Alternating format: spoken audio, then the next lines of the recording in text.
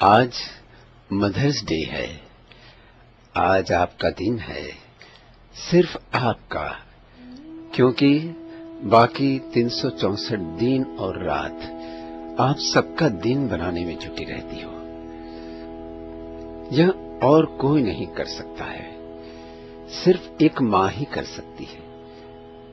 आज मैं mother's day नहीं, बल्कि अपने पास आपके ममतामयी आंचल होने का जश्न मनाना चाहती हूं। आपके साथ सेलिब्रेट करना चाहती हूं, आपकी ममता की सेलिब्रेशन। धन्यवाद मां, उस हर एक दिन और रात के लिए जो आपने मेरे लिए जाग कर दुआ करके गुजारी। हर बार पढ़ाई, खेल और सब चीजों में मुझे प्रोत्साहित करने के लिए, मेरी हर समस्या और शंका को हर बार आराम से सुनकर, कभी प्यार से, कभी डांट के, हमेशा उन चीजों को आपने दूर किया।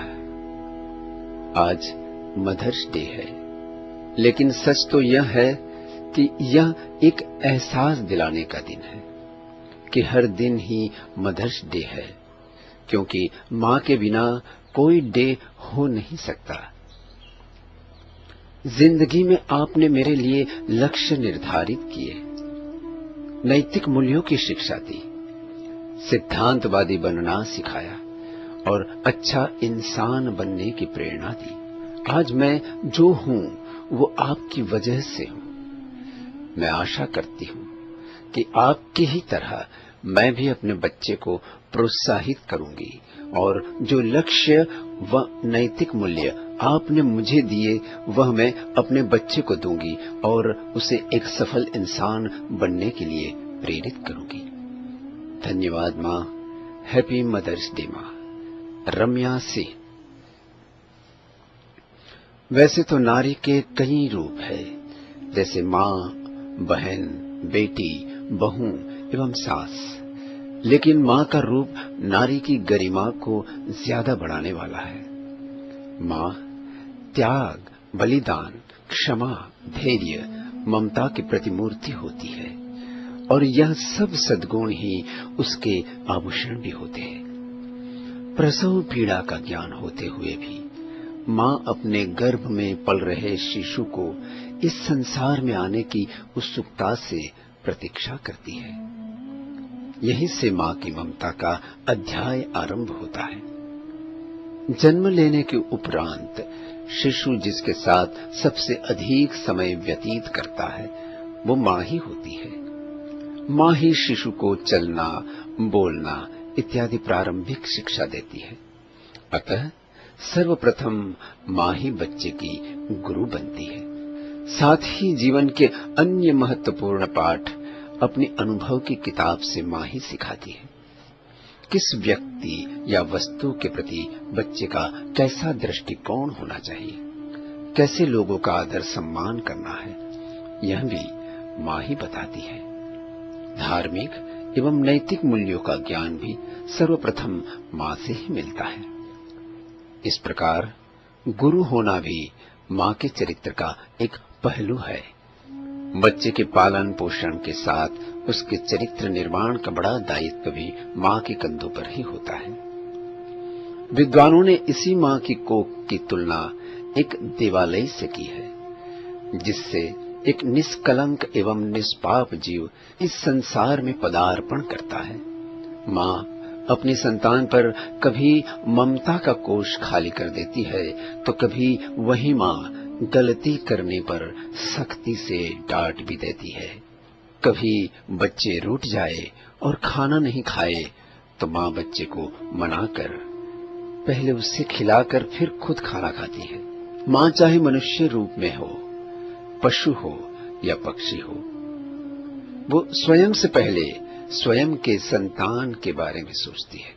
जैसे एक चिड़िया बड़ी मुश्किल से खोज कर लाई भोजन सामग्री को मोह एवं ममतावश अपने बच्चों के मुंह में डाल देती है, स्वयं से पहले अपने संतान का पेट भरने की सोचती है। यही त्याग और तपस्या की पराकाष्ठा है। हमारे देश में नदी, धरती, प्रकृति एवं देश भूमि को माँ की ही भांति देखते हुए उसका आदर सम्मान किया जाता है। ऐसा कदाचित इस कारण से है कि धरती, नदी, प्रकृति इत्यादि में भी माँ जैसे ही संवेदनशील एवं त्याग जैसे गुण देखे जाते हैं। माँ के क्रोध में भी करुणा है और मौन में भी ममता है। जिस प्रकार एक बीज अपने भीतर एक बहुत बड़े वृक्ष को संजोए रहता है, जो मिट्टी, हवा, पानी का संयोग होते ही धीरे धीरे दृष्टिगोचर होने लगता है, ठीक उसी तरह एक नारी के भीतर छुपा ममता का अपार भंडार भी माँ बनते ही धीरे धीरे छलकने लगता है। माँ हमें जीवन के हर मोड़ पर सहारा देती है, कभी खाली नहीं लौटाती। लेकिन कुछ लोग अज्ञान और अहंकार वश माता पिता के इस त्याग और तपस्या को भूल उनका साथ उस समय छोड़ देते हैं जब उन्हें आपकी सबसे अधिक आवश्यकता होती है। किंतु ऐसा करने वाले को भी एक न एक दिन ऐसा ही दिन देखना पड़ता है। हो सकता है कि आप माता पिता से अधिक शिक्षित हो जाए, उनसे अधिक ज्ञान अर्जित कर ले, किंतु इससे माता पिता का महत्व आपके जीवन में कम नहीं हो जाएगा। भले ही आपको बड़े होकर माता पिता की सलाह एवं सुझाव सुनना पसंद ना आए, ये सदैव स्मरण होना चाहिए कि जब हमें कुछ भी नहीं आता था तो ये माता पिता ही थे जिन्होंने हमें हर पाठ हंसते हंसते सिखाया, वो भी एक नहीं कई बार। आपको चाहिए कि माता पिता का आपके जीवन में क्या स्थान है, उनका आपके लिए क्या महत्व है, इसे आप समय समय पर उनके सामने प्रकट करें।